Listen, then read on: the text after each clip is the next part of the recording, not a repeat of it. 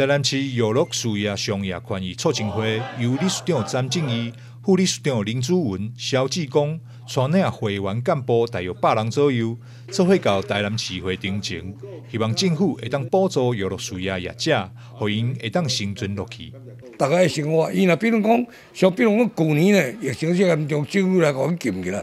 做者小食，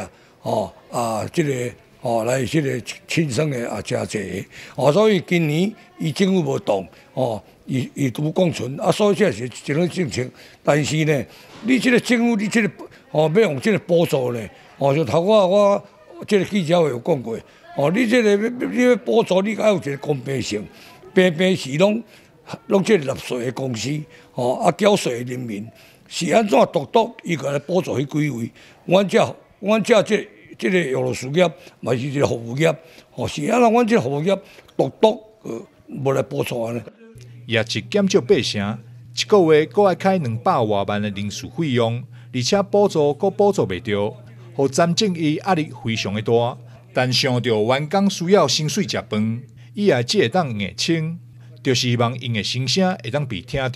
阮营业的一个月了250万，因为员工因拢爱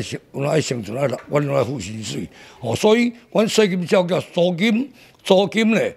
嘛是拢爱少缴。尤其阮的这个娱乐税、营业税，我也是拢爱缴，也是要阮减安尼。所以阮种的目睭金，阮拢爱做者开销，但无法度，我嘛是讲为着讲阮遮所有这人员因的生存，阮公司嘛是。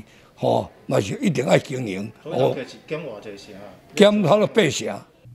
业者表示，疫情开始拢是娱乐事业第一个停业，但政府的补助拢领袂到，要求政府爱公平，莫当作伊是3等公民。